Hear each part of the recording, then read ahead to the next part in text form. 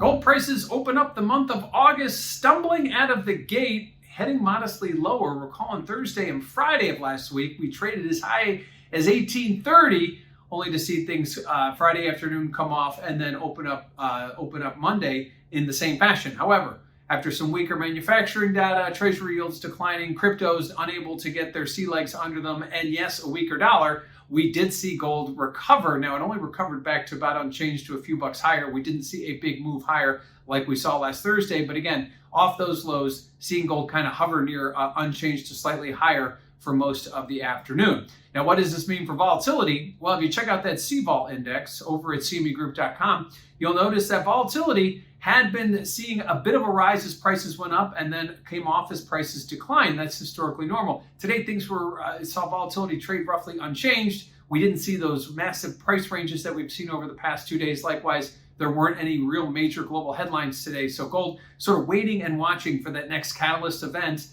Clearly, it's going to be a dollar trade, but also remember those treasury yields continue to decline. They're at the lowest levels they've been at since February, so that also helping to keep gold prices propped up. But again, not seeing gold prices extend to last week's highs. So volatility remains pretty muted today. Lastly, let's look at positioning. What are those speculators doing? Well, they are continuing as of last week to add to their longs. One of the reasons we've talked about prices being held up here, despite the fact that we saw a mixed dollar, despite the fact that treasury yields, while recently have been declining, had been higher, speculators have been holding out probably for a more dovish Fed, which they got last week, and market kind of held true. So at this point, speculators continue to add.